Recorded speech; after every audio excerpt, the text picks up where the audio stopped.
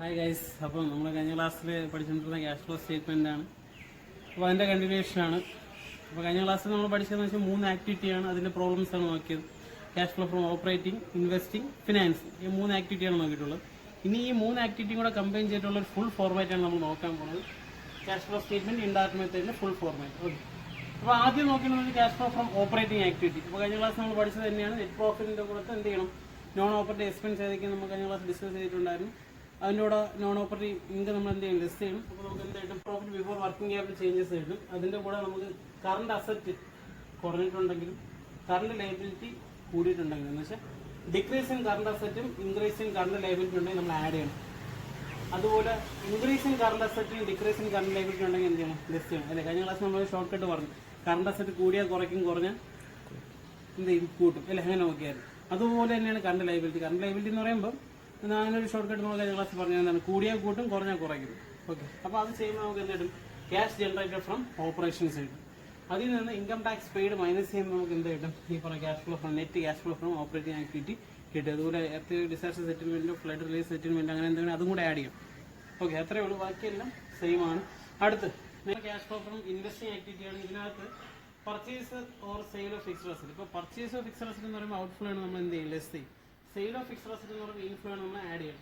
അപ്പോൾ ഈ 2 കാര്യങ്ങൾ മാത്രമേ ഇതിനകത്ത് വരുള്ളൂ, മെയിനായിട്ട് ഈ പറഞ്ഞ ഇൻവെസ്റ്റിംഗ് ആക്ടിവിറ്റിക്കകത്ത് വരുള്ളൂ. പിന്നെ അതുമായിട്ട് ബന്ധപ്പെട്ട ഈ പറഞ്ഞ interest received on investment, dividend received on shares, അങ്ങനെ എന്തെങ്കിലും ഉണ്ടെങ്കിലും ഇതിനകത്ത് വരും. അപ്പോൾ ഇത്രയും കൂടെ ആഡ് ചെയ്യുമ്പോൾ നമുക്ക് net cash flow from investing activity കിട്ടും. അടുത്തെന്ന് പറയുന്നത് cash flow from financing activity. Financing ആക്ടിവിറ്റിക്കകത്ത് ഈ പറഞ്ഞതുപോലെ issue of shares, issue of debentures, bank loan raise, ഇത്രയും എന്താണ്, ഇൻഫ്ലോ ആണ്. അതുപോലെ നേരെ തിരിച്ച് എന്താണ്, redemption of shares, redemption of debentures, repayment of bank loan, ഇത്രയും എന്താണ്, ഔട്ട്ഫ്ലോ ആണ്. അപ്പോൾ ഇത്രയും നമുക്ക് ചെയ്യുമ്പോൾ എന്താണ്, net cash flow from financing activity കിട്ടും. അപ്പോൾ ഈ പറഞ്ഞതുപോലെ ഓപ്പറേറ്റിങ്ങും ഇൻവെസ്റ്റിങ്ങും ഫിനാൻസിങ്ങിൻ്റെ എമൗണ്ട് എല്ലാം കൂടെ കൂട്ടുമ്പോൾ നമുക്ക് പോസിറ്റീവ് ഫിഗറാണ് കിട്ടണമെങ്കിൽ നെറ്റ് ഇൻക്രീസ് ഇൻ ക്യാഷ് എന്ന് പറയും, നെഗറ്റീവ് ഫിഗറാണ് പറഞ്ഞെങ്കിൽ നെറ്റ് ഡിക്രീസ് ഇൻ ക്യാഷ് എന്ന് പറയും.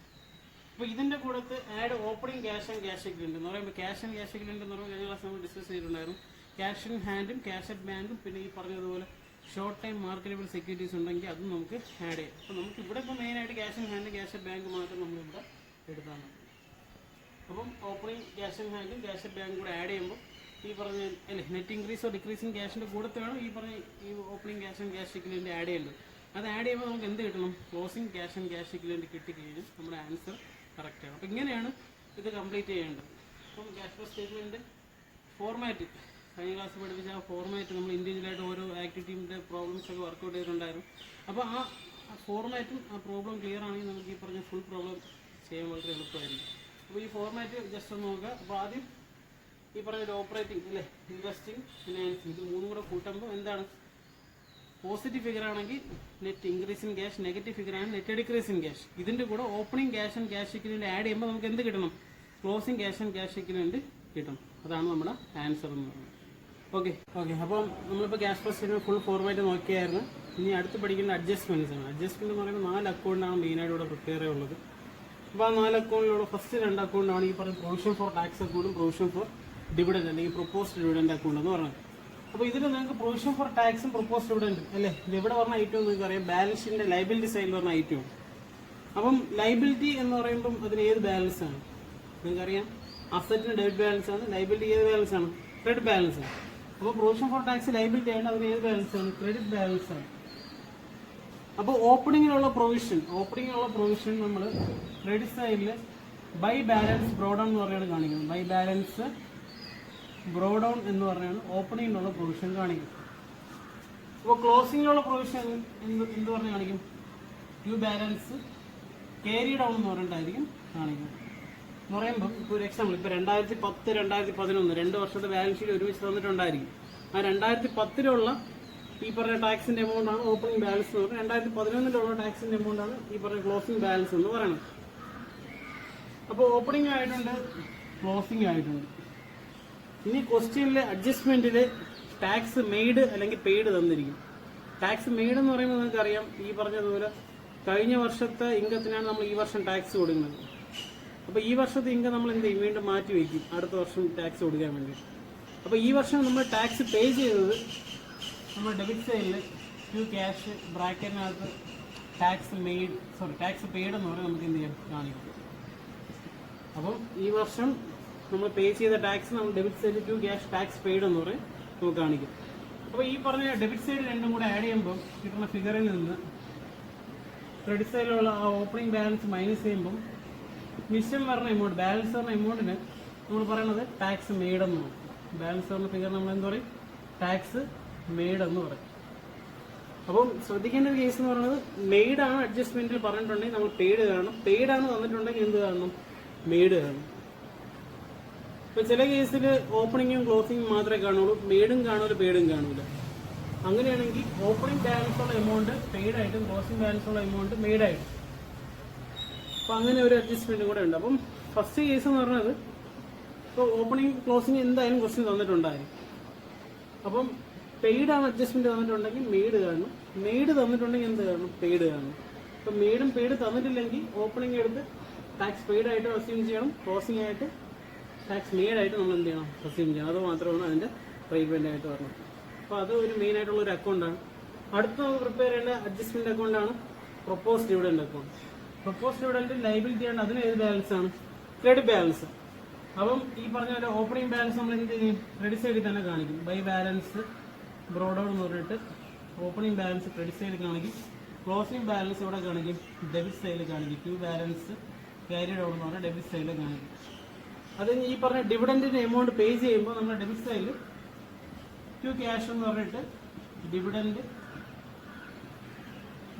പെയ്ഡ്, നേരത്തെ ഇവിടെ പറഞ്ഞു ഈ പറഞ്ഞ പ്രൊവിഷൻ ഫോർ ടാക്സ് പറഞ്ഞ അതേ ട്രീറ്റ്മെന്റ് തന്നെയാണ് പ്രൊപ്പോസ് ഡിവിഡന്റിനും ചെയ്യുന്നത്.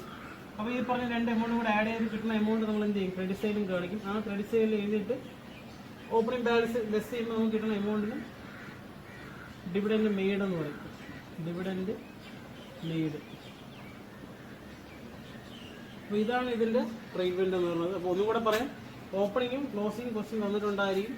ഈ പറഞ്ഞ 2010, 2011 എമൗണ്ട് വന്നിട്ടുണ്ട്. 2010 amount by balance brought, 2011 amount എന്താണ്? ടു ബാലൻസ് ക്യാരിഡ് ആണ്.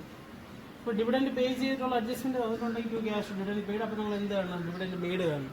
ഇപ്പോൾ ഡിവിഡന്റ് മെയ്ഡ് ആണ് തന്നിട്ടുണ്ടെങ്കിൽ നമ്മൾ എന്ത് കാണണം? ഡിവിഡന്റ് പെയ്ഡ് കാണണം. അപ്പം നേരത്തെ പറഞ്ഞ മെയ്ഡും തന്നിട്ടില്ല പെയ്ഡും തന്നിട്ടില്ല, രണ്ടും തന്നിട്ടില്ലെങ്കിൽ നമ്മൾ എന്ത് ചെയ്യും? ഓപ്പണിംഗ് എടുത്ത് പെയ്ഡ് ആയിട്ട് എടുക്കും, ക്ലോസിംഗ് എടുത്ത് മെയ്ഡ് ആയിട്ട് എടുത്ത് നമ്മൾ അസ്യൂം ചെയ്യും. അപ്പോൾ അങ്ങനെയാണ് അക്കൗണ്ട് അവിടെ എന്ത് ചെയ്യേണ്ടി വരുന്നത്? പ്രിപ്പയർ ചെയ്യേണ്ടി വരുന്നത്. ഓക്കെ, അപ്പം നമുക്ക് ഈ രണ്ട് അക്കൗണ്ടും ക്ലിയർ ആയിട്ടുണ്ട്. അപ്പോൾ ഇനി ഈ പറഞ്ഞ എമൗണ്ട് എവിടേക്ക് വരും എന്നുള്ളതാണ് നമ്മൾ നോക്കേണ്ടത്. ടാക്സ് പെയ്ഡ് എന്നുള്ള എമൗണ്ട് കാരണം എന്ന് വെച്ച് കഴിഞ്ഞാൽ നിങ്ങൾക്കറിയാം ഓപ്പറേറ്റിംഗ് ആക്ടിവിറ്റിയിൽ അത് മൈനസ് ഏറ്റവും ലാസ്റ്റ് നമ്മൾ ക്യാഷ് ജനറേറ്റ് ഇപ്പം ഓപ്പറേഷൻ കഴിഞ്ഞതിന് ശേഷം ഇൻകം ടാക്സ് പെയ്ഡ് എന്ന് പറഞ്ഞ് മൈനസ് ചെയ്യുന്ന ഈ എമൗണ്ടാണ്. അടുത്ത നെറ്റ് പ്രോഫിറ്റിന്റെ കൂടെ ആഡ് ചെയ്യേണ്ടത്, ഓപ്പറേറ്റിംഗ് ആക്ടിവിറ്റി നെറ്റ് പ്രോഫിറ്റിന്റെ കൂടെ ആഡ് ചെയ്യേണ്ടത് ഈ എമൗണ്ടാണ്. ഈ പറഞ്ഞതുപോലെ ടാക്സ് മെയ്ഡ് ആണ് നമ്മൾ നോൺ ഓപ്പറേറ്റിംഗ് എക്സ്പെൻസ് ആയിട്ട് ആഡ് ചെയ്യണം.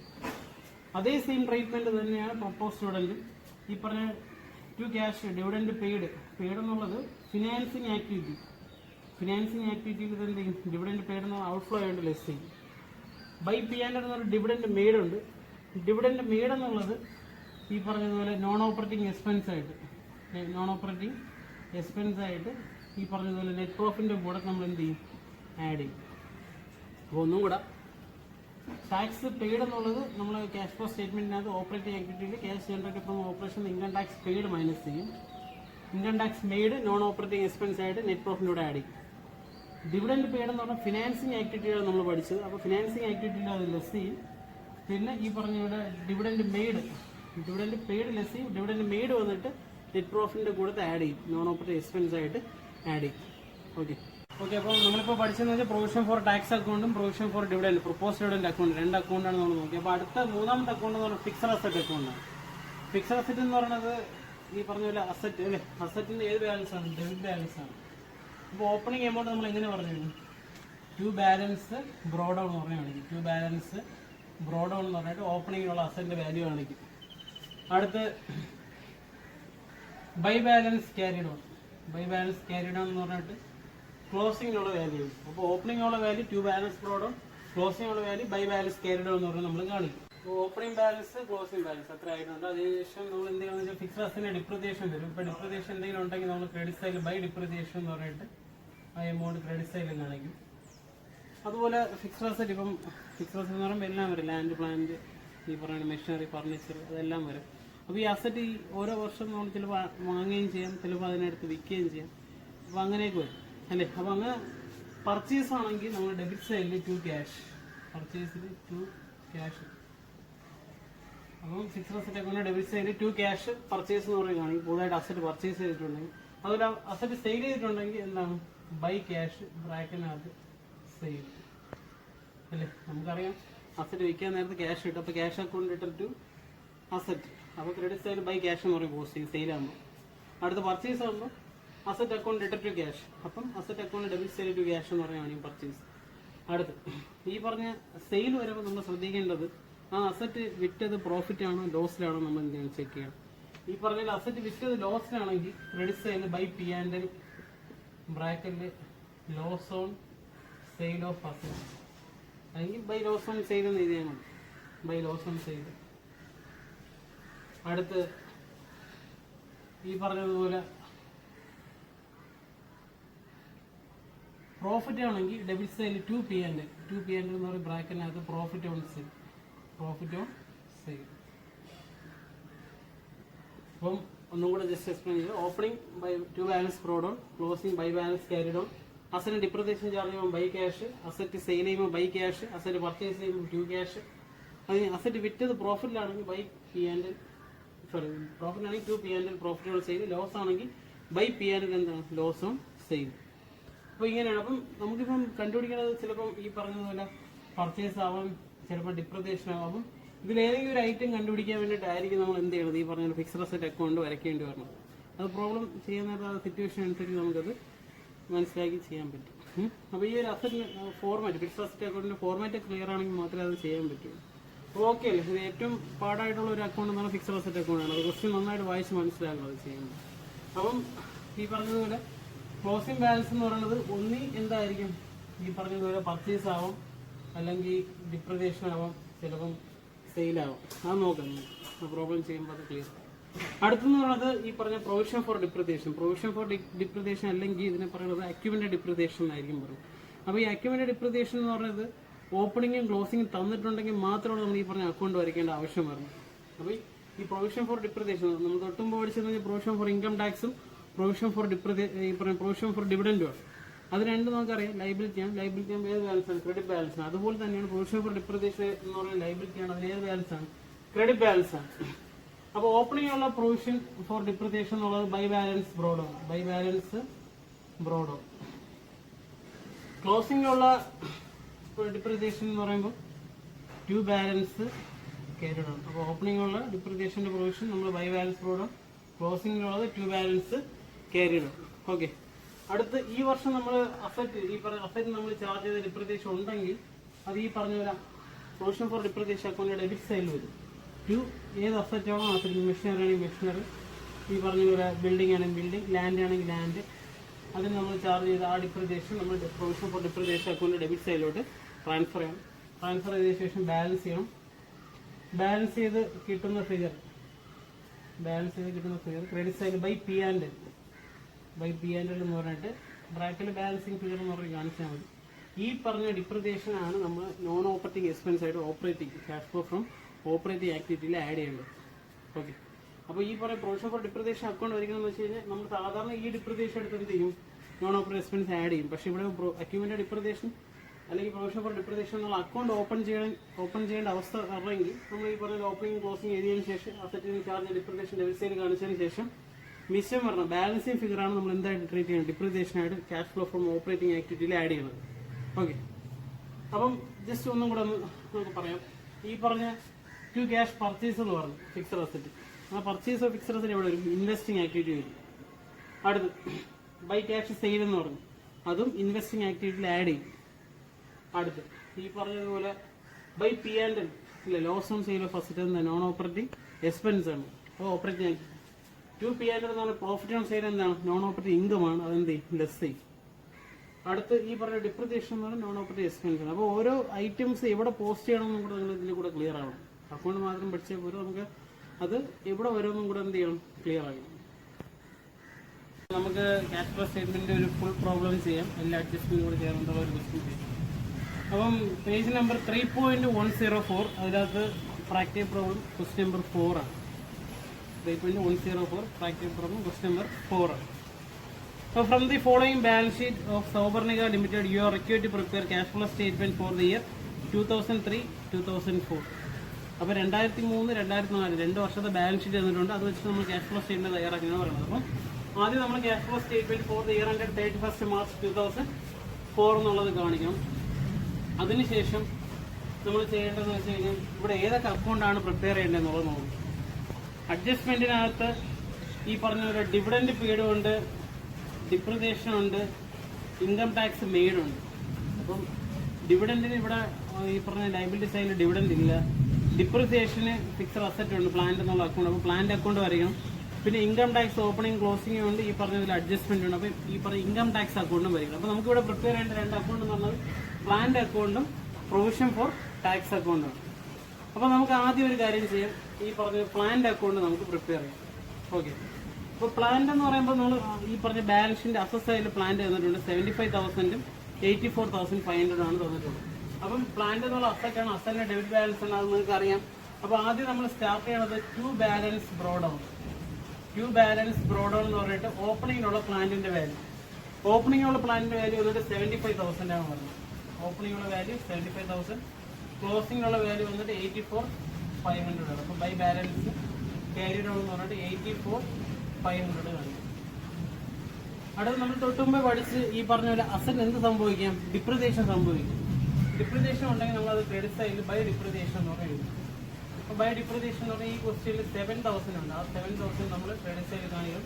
രണ്ടും കൂടെ ആഡ് ചെയ്യുമ്പോൾ 91,500 ഇട്ട് 91,500 നമ്മൾ ഡെബിറ്റ് സൈഡിൽ ചെയ്താൽ 91,500 നിന്ന് ഈ 75,000 മൈനസ് ചെയ്യുമ്പോൾ ഡെബിറ്റ് സൈഡിൽ 16,500 ഉണ്ട്. 16,500 നമ്മൾ ടു ക്യാഷ് ബ്രാക്കറ്റിൽ പർച്ചേസസ് എന്ന് പറയുമ്പോൾ പുതുതായിട്ട് നമ്മൾ പ്ലാന്റ് പർച്ചേസ് ചെയ്തു എന്നുള്ളതാണ് അവിടുത്തെ മീനിങ് എന്ന് പറയുന്നത്. അപ്പോൾ പർച്ചേസ് ഓഫ് പ്ലാന്റ് 16,500 ആയിട്ട് ബാലൻസിങ് പീരീഡാണ്. അപ്പോൾ ഡെബിറ്റ് സൈഡിൽ വന്ന ടു ക്യാഷ് പർച്ചേസ് ആണ്, ക്രെഡിറ്റ് സൈഡിൽ വന്ന് നമ്മൾ പറഞ്ഞുള്ള സെയിലെന്ന് അത്രേ ഉള്ളൂ. അപ്പം പ്ലാന്റ് അക്കൗണ്ട് ആയിട്ടുണ്ട്. അടുത്ത് provision for tax account. Provision for tax എന്നുള്ള ലയബിലിറ്റി ആണ്, നിങ്ങൾക്ക് അറിയാം. അപ്പോൾ അതെങ്ങനെ സ്റ്റാർട്ട് ചെയ്യും, ബൈ ബാലൻസ് ബ്രോഡൗൺ എന്ന് പറഞ്ഞിട്ട് ഓപ്പണിങ്ങിനുള്ള പ്രൊവിഷൻ ഫോർ ടാക്സിന്റെ എമൗണ്ട്. ഓപ്പണിങ്ങിലുള്ള പ്രൊവിഷൻ ഫോർ ടാക്സിന്റെ എമൗണ്ട് എന്നുള്ളത് ക്വസ്റ്റ്യൻ 15,000 തന്നിട്ടുണ്ട്. ക്ലോസിങ്ങിനുള്ള എമൗണ്ട് എന്ന് പറഞ്ഞാൽ ക്യൂ ബാലൻസ് ക്യാരി ഡൗൺ 17,500 എന്ന് തന്നിട്ടുണ്ട്. അപ്പോൾ ഓപ്പണിംഗ് തന്നിട്ടുണ്ട്, ക്ലോസിംഗ് തന്നിട്ടുണ്ട്. എന്നിട്ട് അഡ്ജസ്റ്റ്മെന്റിൽ മെയ്ഡ് ആണോ പെയ്ഡ് ആണെന്ന് തോന്നുന്നു. അപ്പോൾ മൂന്നാമത് പറയുന്നുണ്ട്, സി ആയിട്ട് പറയുന്നുണ്ട്, income tax provision was made during the year 16,500. അപ്പോൾ മെയ്ഡ് ആണ് തന്നിട്ടുള്ളത്. മെയ്ഡ് ആണെങ്കിൽ നമ്മൾ എന്ത് പറയുന്നത്, ബൈ പി ആൻഡ് ബ്രാക്കറ്റിനകത്ത് ടാക്സ് മെയ്ഡ് എന്ന് പറഞ്ഞിട്ട് ആ എമൗണ്ട് 16,500. 16,500 15,000 കൂടെ ആഡ് ചെയ്യുമ്പോൾ 31,500 കിട്ടും. 31,500 നിന്ന് ഈ പറഞ്ഞ 17,500 മൈനസ് ചെയ്യുമ്പോൾ 14,000 എന്ന് കിട്ടും. 14,000 നമ്മൾ ഡെബിറ്റ് സൈഡ് ടു ക്യാഷ് ബ്രാക്കറ്റിനകത്ത് ടാക്സ് പെയ്ഡ് എന്ന് വെച്ചാൽ അതാണ് ആൻസർ. ഓക്കെ, അപ്പം ഈ പറഞ്ഞ 2 അക്കൗണ്ടും പ്രിപ്പയർ ചെയ്ത് ക്ലിയർ ആണ്. അപ്പോൾ ഒന്നും കൂടെ ജസ്റ്റ് ഒന്ന് പറയാം, opening by balance program, closing to balance carry down. ക്വസ്റ്റ്യനിൽ അഡ്ജസ്റ്റ്മെന്റ് ടാക്സ് മെയ്ഡ് ആണ് തന്നിരിക്കുന്നത്. അപ്പോൾ നമ്മൾ എന്ത് കണ്ടുപിടിക്കണം, പെയ്ഡ് കണ്ടുപിടിക്കണം. അതാണ് ഇവിടുത്തെ അഡ്ജസ്റ്റ്മെന്റ് എന്ന് പറയുമ്പോൾ ബാലൻസ് ക്ലിയർ ആയിട്ട് പറഞ്ഞതാണ് ടാക്സ് പെയ്ഡ് എന്ന് പറയുന്നത്. ഇനി നമുക്ക് ജസ്റ്റ് അല്ലാതെ ഈ പറഞ്ഞ ക്വസ്റ്റ്യൻ ഓവറോൾ ഒഴിച്ചൊന്നും പറയാം. ഇവിടെ ഇപ്പം ഷെയർ ക്യാപിറ്റൽ തന്നിട്ടുണ്ട് 1 lakh എന്ന് പറഞ്ഞിട്ടുണ്ട്. ഇപ്പോൾ 1,25,000. അപ്പോൾ 25,000 കൂടിയിട്ടുണ്ട്. കൂടിയ അതിന്റെ മീനിങ് എന്ന് വെച്ചാൽ ഇഷ്യൂ ഓഫ് ഷെയർ ആണ്. ഷെയർ കൂടി ഈ വർഷം നമുക്ക് ഇഷ്യൂ ചെയ്താൽ അത് ഇവിടെ ഒരു ഫിനാൻസിങ് ആക്ടിവിറ്റി ആണ് പറഞ്ഞത്. അടുത്ത ജനറൽ റിസർവ് 25,000 ആയിരുന്നു 30,000. അപ്പോൾ 5,000 ട്രാൻസ്ഫർ ടു ജനറൽ റിസർവ് എന്ന് പറഞ്ഞിട്ട് അത് ഈ പറഞ്ഞ നോൺ ഓപ്പറേറ്റിംഗ് എക്സ്പെൻസ് ആയിട്ട് ആഡ് ചെയ്യും. അടുത്ത് പ്രോഫിറ്റ് ആൻഡ് ലോസ് തന്നിട്ടുണ്ട്. അത് നമ്മൾ നെറ്റ് പ്രോഫിറ്റ് കണ്ടുപിടിക്കാൻ വേണ്ടി യൂസ് ചെയ്യും. Closing minus opening net profit ആദ്യം കണ്ടുപിടിക്കേണ്ട കാര്യമാണ്. ബാങ്ക് ലോൺ എന്നുള്ളത് ഈ പറഞ്ഞതുപോലെ 35,000 ആയിരുന്നു 67,600 ആയിട്ടുണ്ട് എന്ന് പറഞ്ഞാൽ കൂടിയിട്ടുണ്ട്. കൂടിയത് നമ്മളത് അതിന്റെ മീനിങ് എന്ന് വെച്ചാൽ വീണ്ടും നമ്മൾ ലോൺ എടുക്കുന്നതാണ്. 35,000 ആയിരുന്നു, ഇപ്പോൾ 67,600 എന്ന് വെച്ചാൽ വീണ്ടും നമ്മൾ ലോൺ എടുക്കുന്നതാണ്. ഇപ്പോൾ 32,600 രൂപയ്ക്ക് നമ്മൾ ലോൺ എടുക്കും. ലോൺ എടുത്താൽ അത് ഏത് ആക്ടിവിറ്റി ഒരു ഫിനാൻസിങ് ആക്ടിവിറ്റിയിലാണ് വരുന്നത്. അടുത്ത് ക്രെഡിറ്റേഴ്സ് എന്നുള്ള കറണ്ട് ലയബിലിറ്റിയാണ്, അത് നമ്മൾ ഓപ്പറേറ്റിംഗ് ആക്ടിവിറ്റി വരും. പ്രൊവിഷൻ ഫോർ ടാക്സിന്റെ കാര്യം നമ്മൾ അക്കൗണ്ട് വരച്ചിട്ടുണ്ടായിരുന്നു. അടുത്ത് ബിൽഡിംഗ് 1 lakh ആയിരുന്നു, ഇപ്പോൾ 95,000. അപ്പോൾ 5,000 കുറഞ്ഞിട്ടുണ്ട്. കുറഞ്ഞ അതിന്റെ മീനിങ് എന്ന് വെച്ചാൽ സെയിലാണ്. 5,000 കുറഞ്ഞിട്ടുണ്ടെങ്കിൽ അതിന്റെ മീനിങ് എന്ന് വെച്ചാൽ സെയിലാണ്. അടുത്ത പ്ലാന്റ് എന്ന് പറഞ്ഞാൽ 75,000 ആണ്, അതിപ്പം 84,500 ആയിട്ടുണ്ട്. അപ്പോൾ അത് നമ്മൾ എന്ത് ചെയ്യും, പ്ലാന്റ് അക്കൗണ്ട് വരച്ച് നമ്മളത് ഡിപ്രിസിയേഷൻ പർച്ചേസൊക്കെ കണ്ടുപിടിച്ചായിരുന്നു. അടുത്ത സ്റ്റോക്കും ഡെപ്റ്റേഴ്സ് എന്ന് പറഞ്ഞാൽ കറണ്ട് അസറ്റാണ്. ക്യാഷ് ഇൻ ഹാൻഡും ക്യാഷ് അറ്റ് ബാങ്ക് എന്ന് പറഞ്ഞാൽ നമ്മൾ ഏറ്റവും last cash and cash equivalent എടുക്കേണ്ട കാര്യങ്ങളാണ്. ഗുഡ് വിൽ എന്ന് പറഞ്ഞാൽ 0 ആയിരുന്നു, ഇപ്പോൾ 2,500 ആയിട്ടുണ്ട്. അപ്പോൾ അതിന് പറയുന്നത് പർച്ചേസ് ഓഫ് ഗുഡ് വിൽ എന്നാണ് പറയുന്നത്. പർച്ചേസ് ഓഫ് ഗുഡ് വിൽ വന്നിട്ട് അത് നമ്മൾ ഈ പറഞ്ഞ ഇൻവെസ്റ്റിംഗ് ആക്ടിവിറ്റിയിലാണ് കാണിക്കുന്നത്. അപ്പോൾ ഇത്രയും ക്ലിയർ ആണല്ലോ. അപ്പോൾ നമുക്കപ്പോൾ ആദ്യം തുടങ്ങേണ്ടതെന്ന് വെച്ച് കഴിഞ്ഞാൽ ക്യാഷ് ഫ്ലോ ഫ്രം ഓപ്പറേറ്റിംഗ് ആക്ടിവിറ്റിയാണ്. Cash flow from operating activity.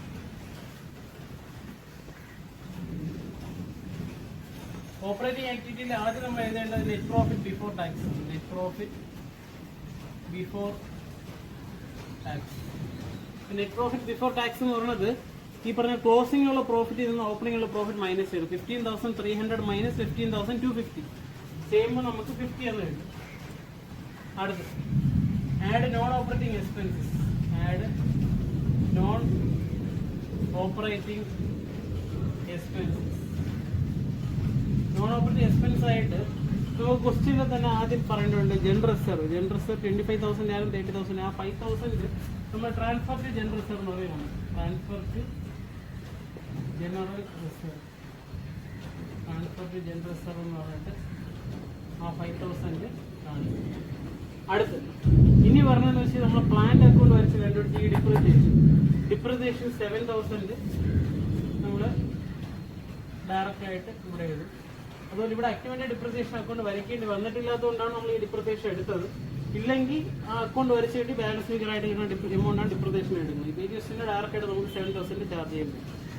അടുത്തെന്ന് പറയുന്നത് income tax made. Income tax made നമ്മൾ അക്കൗണ്ട് വരച്ച് കണ്ടുപിടിച്ചായിരുന്നു 16,500 അല്ലേ. 16,500 income tax made. Income tax made. പിന്നെ അഡ്ജസ്റ്റ്മെന്റ് പറഞ്ഞിട്ടുണ്ട് ഡിവിഡൻഡ്. ഡിവിഡൻഡ് പെയ്ഡ് തന്നിട്ടുണ്ട്. ഡിവിഡൻഡ് പെയ്ഡ് എന്ന് പറഞ്ഞാൽ 11,500 തന്നിട്ടുണ്ട്. 11,500. അപ്പോൾ ഇത്രയും നമുക്കൊന്ന് ആഡ് ചെയ്യും. ഓക്കെ, അപ്പം ഇത് രണ്ടും കൂടെ ആഡ് ചെയ്യുമ്പോൾ 28,000, 7,000 കൂടെ 35,000, 40,000, 40,050 എന്ന് കിട്ടും.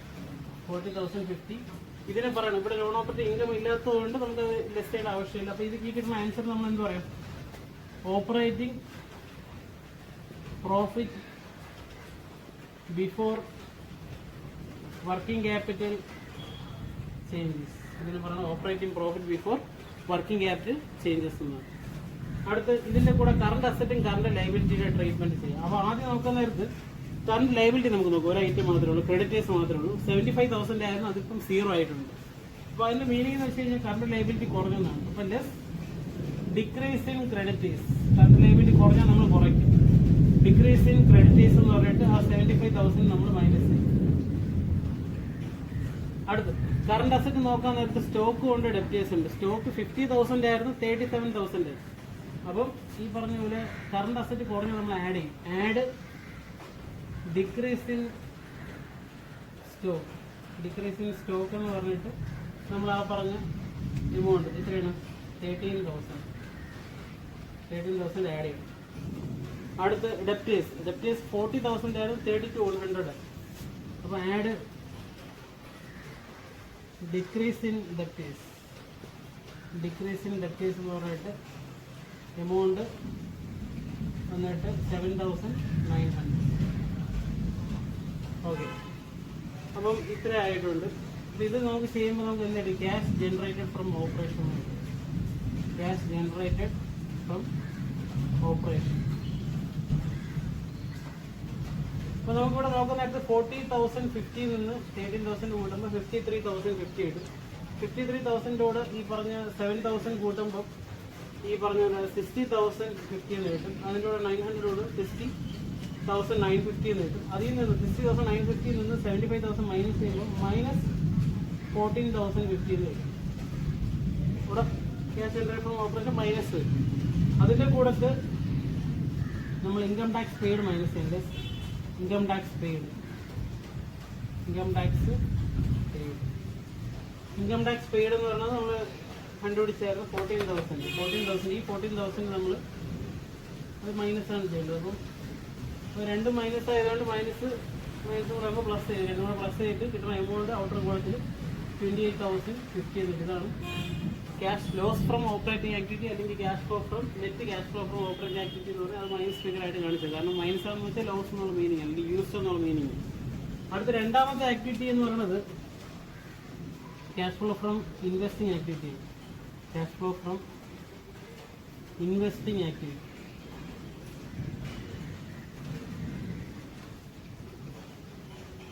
അപ്പോൾ ക്യാഷ് ഫ്ലോ ഫ്രം ഇൻവെസ്റ്റിംഗ് ആക്ടിവിറ്റിയിൽ ആദ്യം പറഞ്ഞതെന്ന് വെച്ച് കഴിഞ്ഞാൽ ഇവിടെ പർച്ചേസ് ഓഫ് പ്ലാന്റ് ഉണ്ട് 16,500.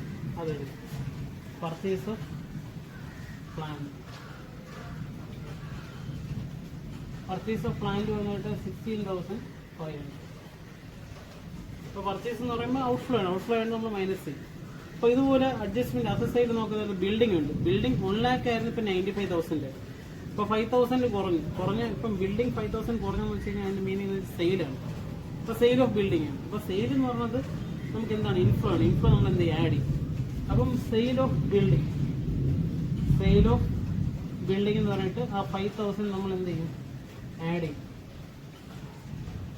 അതുപോലെ ഇവിടെ നോക്കുന്ന നേരത്ത് ഗുഡ്വില്ലിന്റെ കേസ്. ഗുഡ്വിൽ എന്ന് പറയുന്നത് ഹിൻഡായിട്ട് പറഞ്ഞിട്ടുണ്ട് അവിടെ. അതായത് last goodwill is suppose to be accrued during the year along with plant. എന്ന് വെച്ചാൽ പ്ലാന്റ് പർച്ചേസ് ചെയ്യുന്ന നേരത്തെ അതിന്റെ യഥാർത്ഥ വിലക്കാൾ കൂടുതലായിട്ട് കൊടുത്തു 2,500 കൂടെ പേ ചെയ്ത് നമ്മൾ എന്ത് ചെയ്ത് ആ പറഞ്ഞ ഗുഡ്വിൽ വാങ്ങിയിട്ടുണ്ടെന്നാണ് പറഞ്ഞത്. അപ്പോൾ പർച്ചേസ് ഓഫ് ഗുഡ്വിൽ എന്ന് പറഞ്ഞാൽ അത് ഇവിടെ കാണിക്കും, ഇൻവെസ്റ്റിംഗ് ആക്ടിവിറ്റി കാണിക്കും. പർച്ചേസ് ഓഫ് ഗുഡ്വിൽ എന്ന് പറഞ്ഞിട്ട് അതിന്റെ എമൗണ്ട് വന്നിട്ട് 2,500 ആണ്. 0 ആയിരുന്നു, ഇപ്പോൾ 2,500 ആയെന്ന് വെച്ചാൽ 2,500 ഈ വർഷം പർച്ചേസ് ചെയ്തെന്നാണോ മീനിങ്. ഇപ്പോൾ പർച്ചേസ് ആയതുകൊണ്ട് എന്താണ്? ഔട്ട്ഫ്ലോ ആണ്. ഔട്ട്ഫ്ലോ നമ്മൾ എന്ത് ചെയ്യും? മൈനസ്. അപ്പോൾ 16,500 2,500 കൂടെ ആഡ് ചെയ്യുമ്പോൾ നമുക്ക് 19,000 ആയിട്ട് 19,000 നിന്ന് 5,000 മൈനസ് 19,000 5,000 നമ്മൾ ആഡ് ചെയ്യുമ്പോൾ നമുക്ക് എത്ര കിട്ടും? -14,000 കിട്ടും. -40,000 എന്ന് പറയുമ്പോൾ അത് എന്താണ്? Cash flow, net cash flow from അല്ലെങ്കിൽ net cash used for investing activity എന്ന് പറഞ്ഞാൽ -14,000 കാണിക്കും. ഇനി അടുത്ത് മൂന്നാമത്തെ ആക്ടിവിറ്റിയാണ്. മൂന്നാമത്തെ ആക്ടിവിറ്റി എന്ന് പറയുന്നത് cash flow from financing activity. Cash flow from financing activity.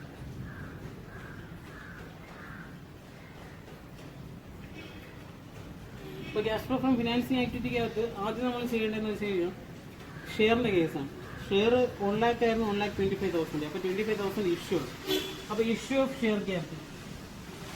Issue of share capital 25,000 അത് ഇൻഫ്ലോ ആയിട്ട് നമ്മൾ ആഡ് ചെയ്യും. ഇൻഫ്ലോ ആയിട്ട് പോസിറ്റീവ് ആയിട്ട് കാണിക്കും. ഇതേപോലെ ബാങ്ക് ലോൺ. ബാങ്ക് ലോൺ 35,000 ആയിരുന്നു, 67,600 ആയിരുന്നു. എന്ന് വെച്ചാൽ അതിൻ്റെ മീനിങ് എന്ന് വെച്ചാൽ വീണ്ടും 32,600 രൂപയ്ക്ക് നമ്മൾ എക്സ്ട്രാ ലോൺ എടുക്കുന്നതാണ് പറയുന്നത് ഈ വർഷം. അപ്പം bank loan raised. Bank loan raised എന്ന് പറഞ്ഞിട്ട് ആ പറഞ്ഞ 32,600 നമ്മൾ ആഡ് ചെയ്യണം.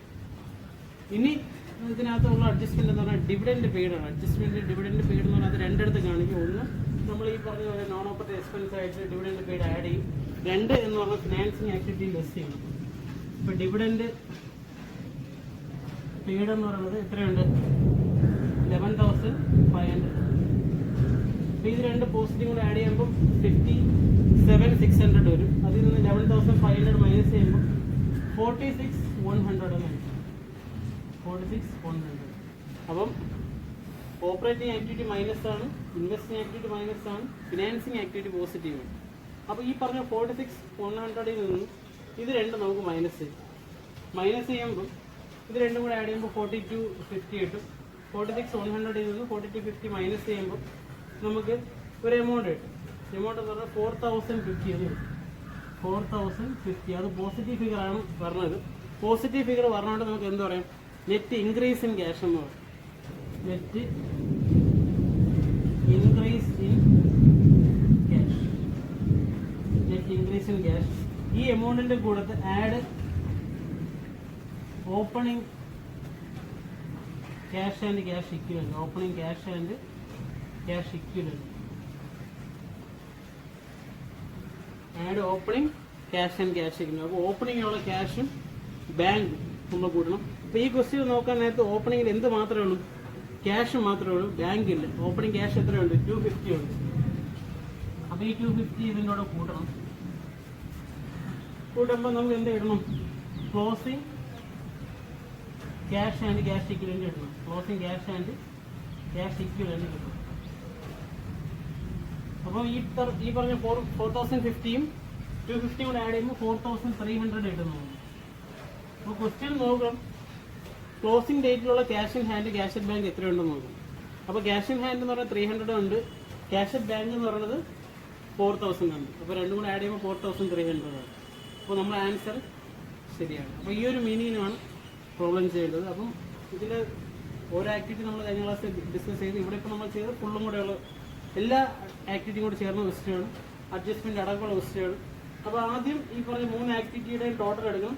ടോട്ടൽ എടുത്തിട്ട് അതെല്ലാം കൂടെ ആഡ് ചെയ്യുമ്പോൾ പോസിറ്റീവ് ഫിഗർ ആണെങ്കിൽ net increase in cash, negative figure ആണെങ്കിൽ നെറ്റ് ഡിക്രീസ് ഇൻ ക്യാഷ്. ഇതിൻ്റെ കൂടെ ഓപ്പണിങ്ങിനുള്ള ക്യാഷും ക്യാഷ് ഇക്വലന്റ് കൂട്ടണം. ഇവിടെ ഓപ്പണിങ്ങിൻ്റെ ക്യാഷ് മാത്രമേ ഉള്ളൂ. ആ ക്യാഷ് കൂട്ടുമ്പോൾ ക്ലോസിംഗിലുള്ള ക്യാഷും ക്യാഷ് ഇക്വലന്റ് ആയിട്ടുള്ള എമൗണ്ട് കിട്ടണം. അപ്പോൾ ഇവിടെ ഇപ്പോൾ ക്ലോസിംഗിലുള്ള ക്യാഷും ക്യാഷ് ഇക്വലന്റ് എന്ന് പറഞ്ഞാൽ 4300 ആണ്. അപ്പോൾ രണ്ടും കൂടെ കൂട്ടുമ്പോൾ 4300 തന്നെയാണ് കിട്ടണമെന്ന് നോക്കുക. അപ്പോൾ നമ്മുടെ ആൻസർ കറക്റ്റ് ആണെന്ന് നമുക്ക് ഇവിടെ പറയാം.